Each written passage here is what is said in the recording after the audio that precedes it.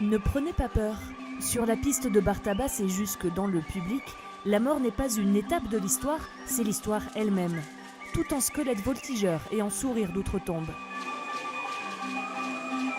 L'idée de départ, c'était un peu de travailler sur les chants macabres, les danses macabres, pardon.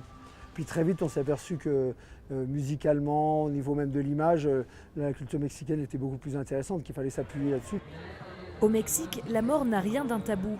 Ici, la Toussaint est une fête colorée où l'on offre des crânes en chocolat aux enfants et où la reine de la nuit s'appelle Katrina, un squelette paré des plus beaux atours. Une matière de choix pour Bartabas et ses cavaliers. Il paraît qu'ici, il y a un proverbe qui dit « peu importe la vie qu'on a, pourvu qu'on ait une belle mort ». Ce qui est important, c'est d'avoir une belle mort. Et ici, donc, ils ont une culture de la mort joyeuse, qu'ils cultivent depuis tout petit. La terre et le ciel sont ici symbolisés par deux pistes. Une disposition originale qu'il a fallu importer de France au prix d'un mois de transport et d'installation.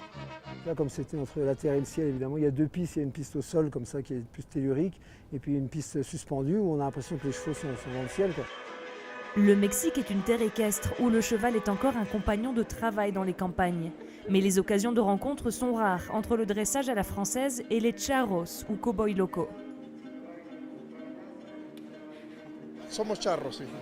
Nos dedicamos a la charrería y estuvo muy bonito el evento. La combinación entre algo muy mexicano con los caballos es algo especial.